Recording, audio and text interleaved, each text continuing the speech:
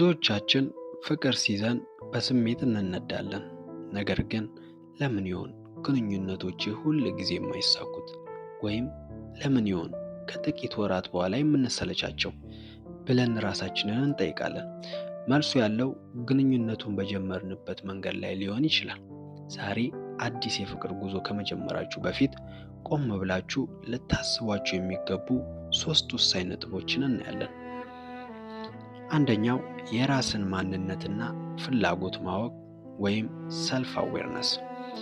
ግንኙነት ማለት ሁለት ሙሉ የሆኑ ሰዎች የሚፈጥሩት ስምምነት እንጂ አንዱ ሌላውን ሄዶ የሚሞላበት ባዶ ሳጥን አይደለም። የራስን ድክመት፣ ጥንካሬ፣ የምትወዳቸውንና የምትጠላቸውን ነገሮች ሳታውቅ ወደ ግንኙነት ከገባ ሌላው ሰው የሚሰጥህን ማንነት ብቻ ይዘህ ትኖራለህ። ይህ ደግሞ ውሎ አድሮ ራስን እንድታጣው ያደርጋል። ለምሳሌ ብቸኝነት ስለፈራ ብቻ ፍቅር ከጀመርክ ያ ሰው አጠገብ በሌለ ቁጥር ሰላምህን ታጣለህ።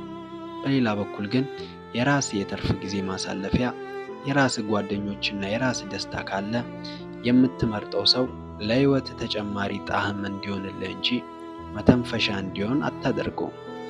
ሁለተኛው የግል እሴቶችና ግቦች መጣጣም ወይም shared values and goals።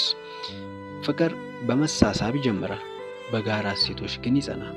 በሁለት ሰዎች መካከል መሳሳብ ብቻ መኖሩ በቂ አይደለም፣ አቅጣጫ መኖር አለበት። እሴት የምንላቸው እንደ ሃይማኖት፣ የገንዘብ አጠቃቀም፣ ለቤተሰብ ያለን አመለካከትና የሞራል መርሆች ናቸው። እነዚህ ነገሮች ገና በጠዋቱ ካልተወያያችሁባቸው በኋላ ትልቅ ግጭት ይፈጥራሉ። ለምሳሌ አንተ ገንዘብህን ቆጥበህ ቤት ለመስራት የምታልም ብትሆን የምትወዳት ልጅ ግን ያገኘችውን ገንዘብ ለልብስና ለደስታ የምታውል ከሆነ ፍቅራችሁ በገንዘብ ምክንያት ሁሌም ጦርነት ይሆናል። ወይም አንዱ ልጅ መውለድ ቢፈልግ ሌላኛው ባይፈልግ ፍቅራችሁ የትም ሊደርስ አይችልም። ሶስተኛው ካለፈ ታሪክ ነፃ መሆን ወይም healing from the past። የቀድሞ ግንኙነትህ ቁስል ሳይሽር ወደ አዲስ ቤት መግባት የቆሸሸ ልብስ ለብሶ አዲስ አልጋ ላይ እንደመተኛት ነው። ብዙ ሰዎች የቀድሞ ፍቅረኛቸውን ለመርሳት ሲሉ ብቻ ወደ አዲስ ግንኙነት ይሮጣሉ። ይህ ሪባውንድ ይባላል። በዚህ ጊዜ አዲሱን ሰው የምትወደው ማንነቱን አይተህ ሳይሆን የድሮውን ቁስልን ስላከመልህ ብቻ ይሆናል።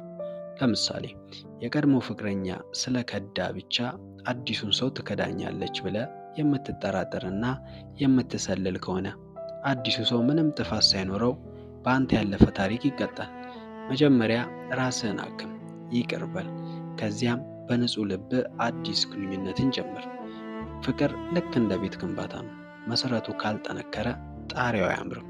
እነዚህ 3 ነጥቦች መጀመሪያ በራስህ ላይ ከሰራባቸው የምትጀምረው ግንኙነት እድሜ ጠገብና ደስተኛ የመሆን እድሉ ሰፊ ነው። ይህ ቪዲዮ ከተመቻችሁ ላይክ፣ ቻናሉን ሰብስክራይብ በማድረግ እንደነዚህ አይነት ቪዲዮዎችን በምንለቅበት ጊዜ ወደ እናንተ እንዲደርስ የደውል ምልክቷን ይጫኑ። ለጓደኞቻችሁም ሼር ማድረጋችሁን አትርሱ። በሌላ ቪዲዮ እስከምንገናኝ መልካም ጊዜ